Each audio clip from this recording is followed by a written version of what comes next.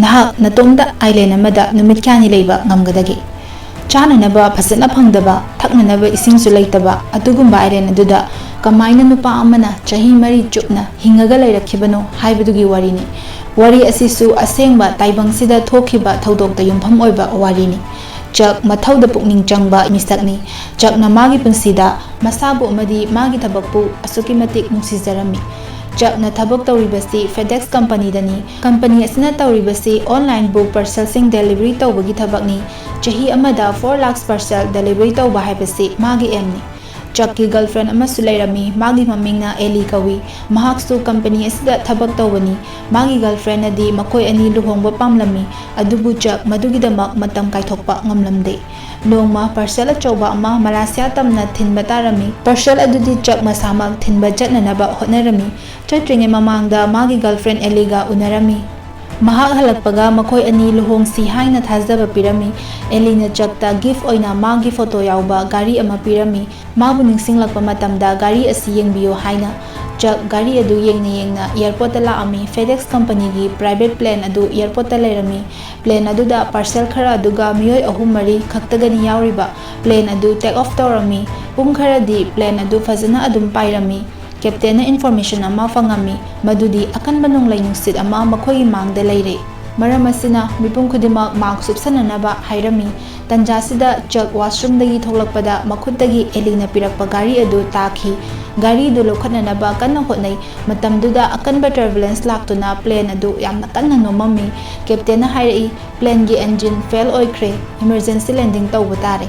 Plane adu crash tawtuna samudra da silami. Ising da taraba matungda chak airbag ama paiduna maga lakminaba miyoi singthirami. Tanjaduda plane adu amuksu mai chaklaktuna pokhairami. Aduga chak ising da direct tasilami. Chak gyan mangduna leirami airbag tuna puba maikaida tawduna chatli. Mana gyan tarakpa matamdadi mahak island amagi mapanda leirami. Island duda kanasu ude akoibaduda yengbada karisu mateng oigadaba uramde. Mahak tawfam khangdana leirami. Mana leiriba island adu miyoibana chatnadaba mafam amani.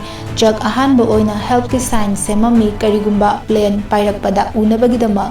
Adugi matung magi handbag tu pustila ami. Elina mangonda pirakpa gari dusu fangami. Gari dubu yengzaraga chak kapami. Maramdi mahak mafam aduda kayam kuina leigani haiba khangde. Uriba pibamsina mahak demotivate oirami. Samudra mapanda tawrakpa pochai sing adu pusilami. Pochai sing aduda mahakna thinba lakhiba parcel sing yaurami. Parcel sing adu hangdoktuna yenglamde. Maramdi maduda chaba yaba karisu yauramoi haibasi khangjarami.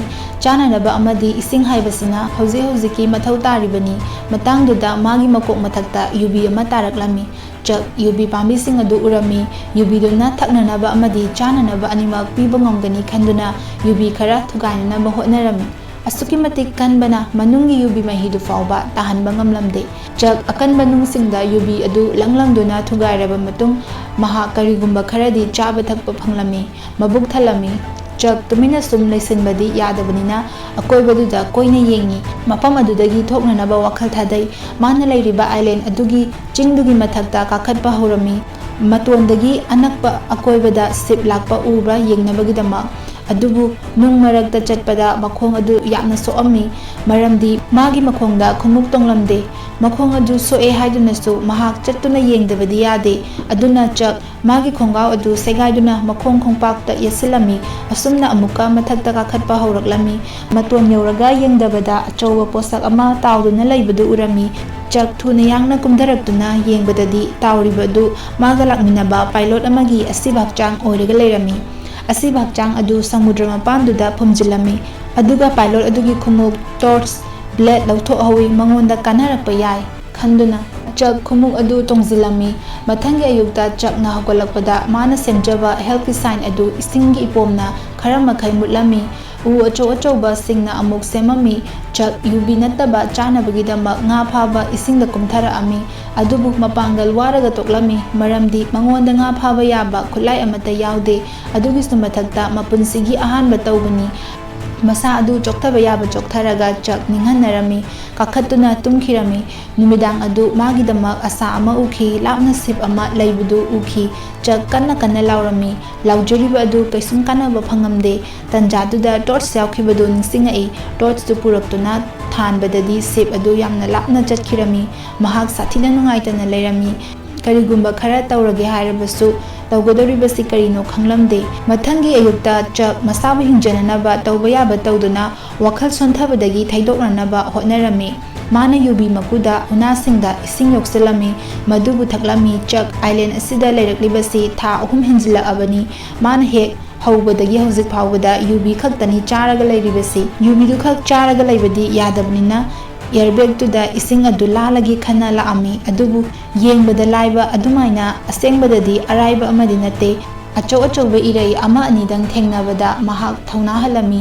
ꯃꯁꯥꯗꯨꯁꯨ ꯁꯣꯛꯄ ꯌꯥꯎꯈꯤ ꯑꯗꯨꯕꯨ ꯄꯨꯝꯅꯃꯛ ꯈꯥꯡꯕ ꯅꯠꯇꯅ ꯀꯔꯤꯕꯨ ꯇꯧꯔꯨꯅꯤ ꯃꯥꯅ ꯍꯜꯂꯛꯄꯗ ꯅꯣꯡ ꯆꯨꯊꯔꯛꯂꯝꯃꯤ ꯑꯗꯨꯅ ꯃꯍꯥꯛ ꯂꯩꯐꯝ ꯊꯤꯔꯛꯈꯤ ꯃꯥꯒꯤ ꯄꯣꯠꯆꯩꯁꯤꯡ ꯑꯗꯨ ꯌꯣꯝꯁꯤꯜꯂꯝꯃꯤ ꯑꯗꯨꯒ ꯅꯣꯡ ꯆꯣꯠꯇꯕ ꯁꯨꯔꯨꯡꯒꯨꯝꯕ ꯃꯐꯝ ꯑꯃꯗ ꯇꯨꯝꯊꯅꯕ ꯍꯣꯠꯅꯔꯝꯃꯤ ꯃꯊꯪꯒꯤ ꯅꯨꯃꯤꯠꯇ ꯆꯛ ꯄꯥꯔꯁꯦꯜꯁꯤꯡ ꯑꯗꯨ ꯑꯃꯃꯝꯇ ꯍꯥꯡꯗꯣꯛꯄ ꯍꯧꯔꯛꯂꯝꯃꯤ ꯃꯉꯣꯟꯗ ꯀꯥꯟꯅꯒꯗꯕ ꯄꯣꯠꯁꯛ ꯌꯥꯎꯔꯝꯂꯕꯗꯤ ꯍꯥꯏꯅ ꯁ꯭ꯀꯦꯇꯤꯡ ꯁꯨꯁ ꯑꯃꯗꯤ ꯌꯥꯎꯔꯝꯃꯤ ꯁꯨꯁ ꯑꯗꯨꯒꯤ ꯕ꯭ꯂꯦꯗꯇꯨ ꯃꯉꯣꯟꯗ ꯀꯥꯟꯅꯒꯅꯤ ꯈꯪꯉꯝꯃꯤ ꯕ꯭ꯂꯦꯗꯇꯨꯅ ꯌꯨꯕꯤꯗꯨ ꯈꯣꯛꯂꯝꯃꯤ ꯃꯁꯤꯅ ꯍꯥꯟꯅꯗꯒꯤ ꯈꯔ ꯊꯨꯅꯗꯤ ꯈꯣꯛꯄ ꯉꯝꯃꯝꯃꯤ ꯌꯨꯕꯤ ꯑꯗꯨ ꯆꯛ ꯃꯆꯤꯟ ꯇꯨꯝꯕ ꯈꯨꯠꯂꯥꯏ ꯑꯃꯁꯨ ꯁꯦꯝꯖꯔꯝꯃꯤ ꯉꯥ ꯐꯥꯕ ꯉꯝꯅꯕꯒꯤꯗꯃꯛ ꯐꯖꯅ ꯁꯦꯝ ꯁꯥꯔꯒ ꯋꯥꯏꯈꯨ ꯑꯃꯗꯤ ꯐꯥꯕ ꯉꯝꯃꯤ ꯋꯥꯏꯈꯨ ꯑꯗꯨ ꯍꯤꯡꯅ ꯆꯥꯕꯗꯤ ꯍꯪꯒꯣꯏꯕꯅꯤna ꯃꯩ ꯍꯧꯒꯠꯄ ꯃꯊꯧ ꯇꯥꯔꯝꯃꯤ ꯃꯁꯤꯒꯤ ꯋꯥꯈꯜꯗ ꯆꯛ ꯃꯊꯟꯇ ꯌꯥꯝꯅ ꯁꯥꯎꯅꯤꯡꯂꯝꯃꯤ ꯀꯔꯝꯕ ꯃꯇꯝꯗꯅꯣ ꯅꯦ ꯇꯥꯅ ꯀꯔꯤꯒꯨꯝꯕ ꯑꯃ ꯄꯦꯟꯅ ꯆꯥꯕ ꯐꯪꯒꯗꯕ ꯈꯟꯅ ꯄꯨꯝꯅꯃꯛ ꯑꯣꯏꯗꯨꯅꯁꯨ ꯃꯩ ꯍꯧꯒꯠꯅꯅꯕ ꯍꯣꯠꯅꯔꯝꯃꯤ ꯎ ꯃꯇꯦꯛ ꯑꯅꯤ ꯇꯛꯈꯥꯏꯅꯗꯨꯅ ꯍꯣꯠꯅ ꯑꯌꯨꯛꯇꯒꯤ ꯅꯨꯃꯤꯗꯥꯡ ꯑꯣꯏꯁꯤꯟꯈ꯭ꯔꯦ ꯃꯩꯗꯤ ꯈꯖꯤꯛ ꯐꯥꯎꯕ ꯆꯥꯛꯇ꯭ꯔꯤ ꯐꯅ ꯀꯨꯏꯅ ꯑꯗꯨꯝ ꯇꯛꯇꯨꯅ ꯂꯩꯕꯅ ꯃꯈꯨꯠꯇꯨ ꯑꯣꯏꯅ ꯁꯣꯛꯑꯝꯃꯤ ꯆꯛ ꯁꯥꯊꯤꯅ ꯈꯣꯏꯗꯧ ꯊꯤꯠꯂꯝꯃꯤ ꯑꯔꯩ ꯑꯔꯩꯕ ꯄꯣꯠꯆꯩ ꯂꯪꯊꯣꯛꯑꯝꯃꯤ ꯊꯕꯛ ꯑꯃꯠꯇ ꯂꯥꯏꯅ ꯇꯧꯕ ꯉꯝꯗꯦ ꯍꯥꯏꯅ ꯐ꯭ꯔꯁꯇ꯭ꯔꯦꯇꯦꯗ ꯑꯣꯏꯔꯝꯃꯤ ꯉꯥꯏꯍꯥꯛ ꯐꯝꯊꯗꯨꯅ ꯂꯩꯔꯕ ꯃꯇꯨꯡ ꯃꯥ ꯍꯣꯠꯅꯗꯕ ꯌꯥꯗꯦ ꯈꯟꯊꯔꯛꯇꯨꯅ ꯍꯣꯠꯅꯅꯤꯡꯕꯒꯤ ꯏꯊꯤꯜ ꯑꯃꯨꯛ ꯄꯣꯛꯂꯝꯃꯤ ꯆꯛ ꯃꯥꯒꯤ ꯄꯥꯔꯁꯦꯜꯁꯤꯡ ꯑꯗꯨꯗ ꯌꯥꯎꯔꯝꯕ ꯕꯣꯜ ꯑꯃ ꯊꯦꯡꯅꯔꯝꯃꯤ ꯕꯣꯜ ꯑꯗꯨꯕꯨ ꯃꯥꯒꯤ ꯃꯔꯨꯞꯀꯨꯝ ꯂꯣꯏꯅꯔꯝꯃꯤ ꯑꯗꯨꯒ ꯑꯃꯨꯛꯁꯨ ꯃꯩ ꯑꯗꯨ ꯍꯧꯒꯠꯅꯅꯕ ꯎ ꯑꯅꯤ ꯇꯛꯅꯔꯝꯃꯤ ꯃꯥꯒꯤ ꯃꯔꯨꯞꯇꯨꯒ ꯋꯥꯔꯤ ꯁꯥꯟꯅ ꯍꯟꯗꯛꯇꯤ ꯃꯥꯅ ꯍꯣꯠꯅꯖꯕ ꯑꯗꯨ ꯃꯥꯏ ꯄꯥꯛꯑꯝꯃꯤ ꯇꯞꯅ ꯇꯞꯅ ꯃꯩ ꯆꯥꯈꯠꯂꯛꯑꯝꯃꯤ ꯑꯗꯨꯒ ꯆꯛ ꯃꯩ ꯍꯧꯒꯠꯂꯝꯃꯤ ꯁꯤꯗꯅꯦꯕ ꯑꯩꯈꯣꯏꯅ ꯍꯣꯠꯅꯕ ꯂꯦꯞꯀꯅꯨ ꯍꯥꯏꯔꯤꯕꯁꯦ ꯆꯛ ꯃꯁꯥꯅ ꯃꯁꯥꯕु ꯅꯤꯡꯊꯧꯒꯨꯝ ꯈꯟꯖꯔꯝꯃꯤ ꯍꯧꯖꯤꯛ ꯃꯥꯒꯤ ꯃꯅꯥꯛꯇ ꯃꯥꯒꯤ ꯃꯔꯨꯞ ꯆꯥꯅꯅꯕ ꯑꯗꯨꯁꯨ ꯃꯩꯗ ꯊꯣꯡꯉꯕ ꯏꯁꯤꯡ ꯑꯃꯗꯤ ꯃꯩ ꯄꯨꯝꯅꯃꯛ ꯂꯩꯔꯦ ꯈꯟꯅ ꯂꯥꯎꯗꯨꯅ ꯄꯦꯟꯅ ꯂꯩꯖꯔꯝꯃꯤ ꯑꯗꯨꯕꯨ ꯃꯥꯒꯤ ꯅꯨꯡꯉꯥꯏꯕ ꯑꯗꯨ ꯀꯨꯏꯅ ꯂꯩꯔꯝꯗꯦ ꯅꯣꯡꯉꯥꯜꯂꯛꯄꯗ ꯃꯥꯒꯤ ꯌꯥꯁꯤꯡ ꯑꯗꯨ ꯑꯁꯨꯛꯀꯤ ꯃꯇꯤꯛ ꯆꯤꯛꯑꯝꯃꯤ ꯅꯥꯔꯝꯃꯤ ꯃꯥꯒꯤ ꯌꯥ ꯆꯤꯛꯄ ナꯕꯤ ꯑꯁꯤ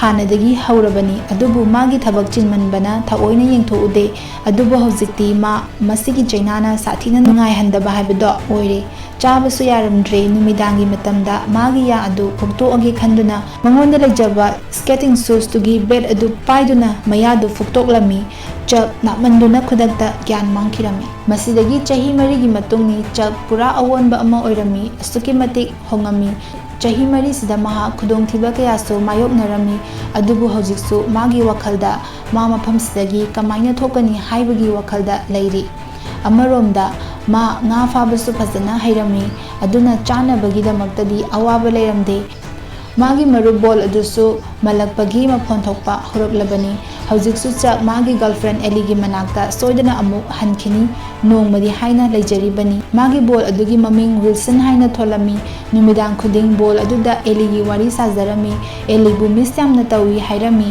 ꯅꯣꯡꯃ ꯃꯈꯣꯟ ꯑꯃ ꯇꯥꯏ ꯍꯥꯏꯅ ꯃꯄꯥꯟ ꯊꯣꯛꯂꯛꯂꯒ ꯌꯦꯡꯕꯗ ꯇꯤꯟ ꯃꯆꯦꯠ ꯑꯃ ꯊꯦꯡꯅꯔꯝꯃꯤ ꯃꯗꯨꯕꯨ ꯄꯨꯔꯛꯇꯨꯅ ꯋꯤꯜꯁꯟꯗ ꯍꯪꯉꯝꯃꯤ ꯁꯤꯕꯨ ꯑꯩꯈꯣꯏꯗ ꯀꯥꯟꯅꯒꯗ꯭ꯔꯅꯦ ꯃꯥꯒꯤ ꯋꯥꯈꯜꯗ ꯇꯤꯟ ꯃꯆꯦꯠꯇꯨꯅ ꯔꯥꯐ ꯑꯃ ꯁꯦꯝꯃꯒ ꯃꯐꯝ ꯑꯗꯨꯗꯒꯤ ꯊꯣꯛꯄ ꯌꯥꯅꯤ ꯈꯟꯖꯔꯝꯃꯤ ꯍꯣꯏ ꯃꯥ ꯀꯌꯥꯔꯛ ꯍꯣꯠꯅꯈ꯭ꯔꯕꯅꯤ ꯃꯐꯝ ꯑꯁꯤꯗꯒꯤ ꯊꯣꯛꯅꯅꯕ ꯑꯗꯨꯕꯨ ꯆꯛ ꯍꯟꯗꯛꯇꯤ ꯆꯞ ꯌꯨꯡꯅ ꯂꯦꯞꯄꯝꯃꯤ ꯃꯥ ꯁꯣꯏꯗꯅ ꯊꯣꯛꯑꯒꯦ ꯈꯟꯅ ꯑꯍꯥꯟꯕꯗ ꯎ ꯈꯔ ꯃꯩ ꯊꯥꯗꯣꯛꯑꯝꯃꯤ ꯎꯁꯤꯡ ꯑꯗꯨ ꯀꯛꯄꯗ ꯂꯥꯏꯅꯕꯒꯤꯗꯃꯛ ꯎꯁꯤꯡ ꯑꯗꯨ ꯄꯨꯟꯁꯤꯟꯗꯨꯅ ꯁꯦꯝꯃꯝꯃꯤ ꯔꯥꯐ ꯑꯗꯨꯒ ꯉꯁꯥꯏꯒꯤ ꯇꯤꯟ ꯃꯆꯦꯠ ꯑꯗꯨ ꯍꯥꯞꯄꯝꯃꯤ ꯃꯗꯨꯅ ꯋꯤꯟ ꯗ꯭ꯔꯥꯏꯚꯔꯒꯤ ꯊꯕꯛ ꯇꯧꯒꯗꯧꯔꯤꯕꯅꯤ ꯔꯥꯐ ꯑꯗꯨ ꯐꯖꯅ ꯄꯨꯟꯁꯤꯟꯗꯨꯅ ꯁꯦꯝꯖꯤꯜꯂꯕ ꯃꯇꯨꯡ ꯑꯥꯏꯂꯦꯟꯗꯨꯗ ꯅꯨꯡ ꯑꯃꯗ ꯏꯔꯝꯃꯤ ꯃꯥꯅ ꯑꯥꯏꯂꯦꯟ ꯑꯗꯨꯗ ꯅꯨꯃꯤꯠ 1,500 ꯂꯩꯈꯤ ꯍꯥꯏꯅ Aileen adubusu thagatlami mabu hinganbibagidamak Chuck Ralph adu isingda puthanaba tawrami adubu akanba nunglai nungsit lakpadagi ma ngaihak pantharami nunglai nungsit adubu phaba ngaina mai hagotuna Wilson ga wari sanarami hairami mafamsidagi hingba ngamlabadi ma ihan hana Ellie ga luhongani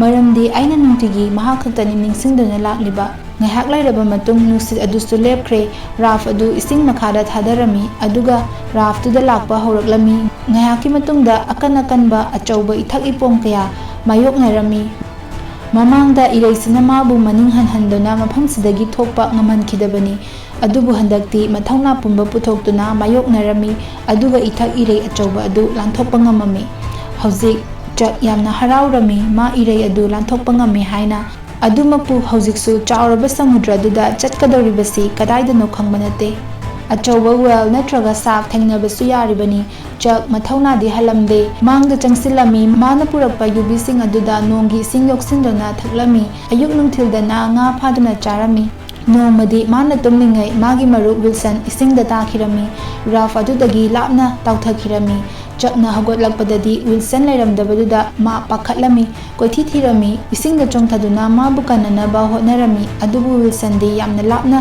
chatkhibana kanba ngamlamde Chuck Ralph tuda kakhatlami aduga yamna kapami maramdi chahi marisida Wilson natana magi maru kanasu lairakte Wilson bu matam chupada maga loinana thamba pamkhibani Chuck kapna ma tumthakhirami tanjaduda magi maningda achauba sip ama laami nangna taribadu achumbani tasengna achauba sip ama lakhi Chuck makhut haiduna laurami siptugi miyoi singnasu Chuck pu ubiduna chingkhatpirami kanbirami hapta marigi matungda Chuck mayumda halaami mana halakpadadi pumnama ihong honglamle office ki tabak tawminaramba pumnama mabu unaba pamlami Chuck dining table duda chananaba kayadu yengduna leirami mabuk ningda khanjarami chanabagidamak mana kayada wana hotnakhiba adubu ngasidi pumnamak magi mamangda irai laina fangli magi marupsingnadi ma sikre haina leirurabani pumnamakna Chuck hingduna lakpada yamna haraunarami mafam asidagi Ellie luhongkhre machanupi amasu leire haibasi khangki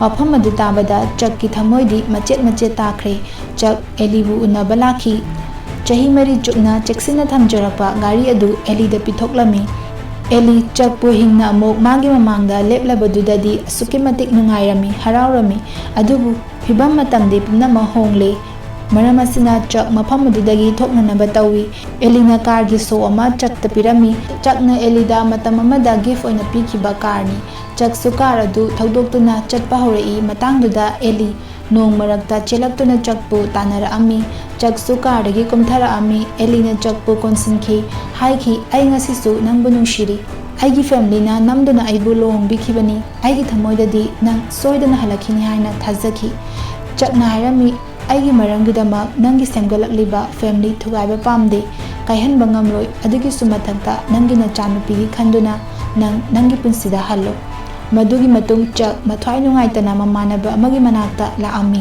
hairami chahi marisida aina island dagi thoklaga ai Ellie ga lohongani haibagi asada hingkhibani adubu madi lohongkhre aduna ai mafam asida leithaba ngamlaroi atopa lam amada chetlage chatringaidama aroiba oina island adudagi hangdoktana purakhiba parcel adu deliver tawba lakhi yum adudi kanasu leiramde Chuck parcel da iramki sigi parcel sina aigi punse hinghalakibani thank you haina iraga thamlamki aduga Chuck halaami lambidama karamba maikaida chatoino khangdadana leptuna leirami tanjaduda nupi ama laami aduga lambi takpirami nupi adu mana deliver tawba chatluba yum adugi lambi da chatki Chuck na khangki parcel adu magini haiba Chuck nokfet tawduna leihauki wari asi matang sida lotion ki mayam wari asibu nungai birabadi channel asibu subscribe tawbiramo